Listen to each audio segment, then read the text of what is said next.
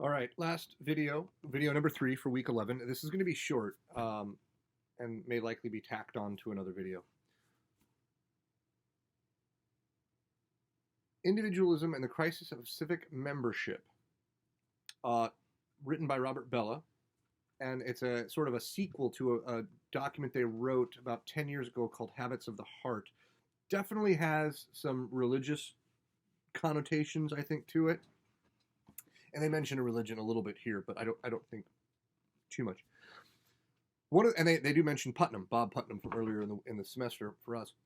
So one of the things they talk about is certainly individualism, radical individualism, and a loss of civic virtue and of participatory citizenship or civic membership. It's all about networking and the breakdown of networks in modern American society. And they give us some statistics to work with. They give us statistics from roughly the 1950s on. And there are a lot of things going on that can speak to some of the reasons why these are happening. After the war was over in 1948-ish, 42, 45, 40, whatever. The mid-40s, early 40s, World War II is over, the boys came home, women were out in society so that we could be at full production to support the war effort. What happened when those men came home? There's a point to this. Those women had to give up those positions in the workforce. And the 1950s, the good old days, and by some standards it was, but by many standards it was actually rather tyrannical and oppressive.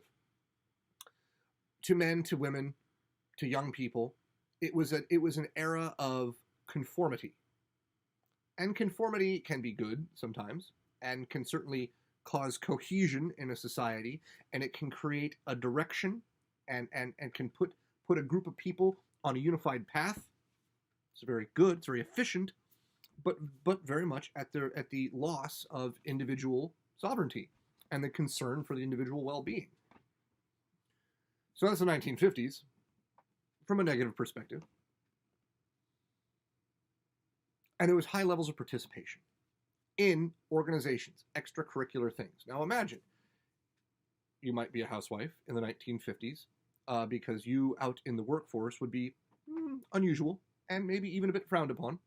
So what kind of things might you do to engage in society? Well, there's Junior League, League of Women's Voters, there's the PTA. There's things you as a woman can go out into society and do and engage with other people, women, whatever, and make some decisions about the community around you without being in the workforce.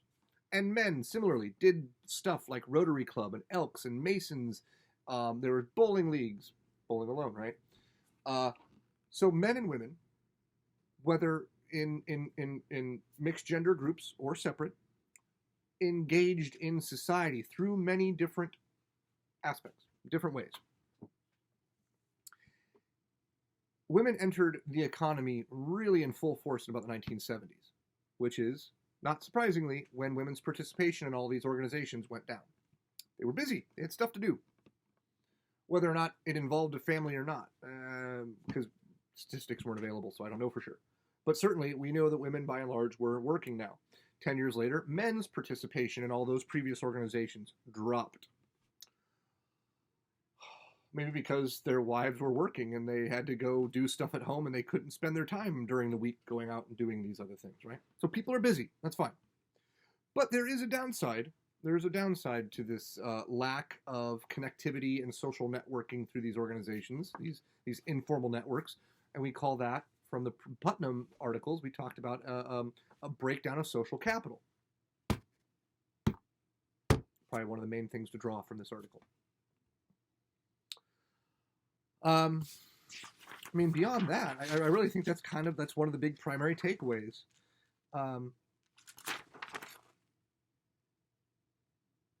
Yeah, I'm not going to burden you with a lot else. There's useful stuff in there. It's not my favorite article, so I'm not going to get super excited about it. But it certainly relates to other material in our class, and so you have to read it anyway.